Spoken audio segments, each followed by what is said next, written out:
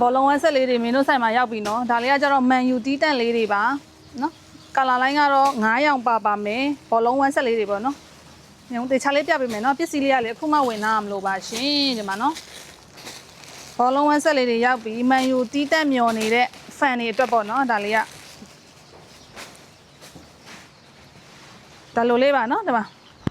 ပေါင်ချိန်နဲ့ပြောမယ်ဆိုရင်ယောက်ျားလေးကလေပေါင်ချိန်120လောက်ကနေ140 150လောက်ထိတော်မယ်ဘောင်းမီဆိုရင်ဒါမျိုး3လိုင်းစင်းနဲ့အထဲမှာတစ်ထပ်ခံပါပြီးသားเนาะကာလာဆိုရင်ဒါမျိုးအနီလေးပါမယ်အပြာလေးပါမယ်အနက်ကလေးပါမယ်အဝါလေးပြောမှာအဝါကလေးပါမယ်ပေါ့နော်ငားတဲ့တွေကနေစပြီးတော့ယူပေးလို့ရပါတယ်ရှင်ဒါလေးကတော့ဈေးနှုန်းလေးကကဲ1 set တစ်စုံလုံးမှာဈေးနှုန်းလေးက6800ကျပ်ထဲနဲ့ယူပါရှင်ပုံမှန်ဆိုရင်တော့ဈေးလေးက9000ကျော်တယ်အခုဈေးကနေနဲ့ကြတော့လဲမင်းတို့ပြန်ပြီးတော့ချပေးရပေါ့နော်ကားခါတွေပါဈေးကြတော့လဲဈေးပြန်ချပေးပါတယ်ရှင်မန်ယူ1 set တီးတန့်လေးတွေပစ္စည်းလေးရောက်ပြီးတစ်စုံမှ6000မှ800ကျပ်ထဲနဲ့ယူပါ9ဆုံးတွေကနေတော့စပြီးတော့ယူပေးပါကာလာ9ရောင်ပါမယ်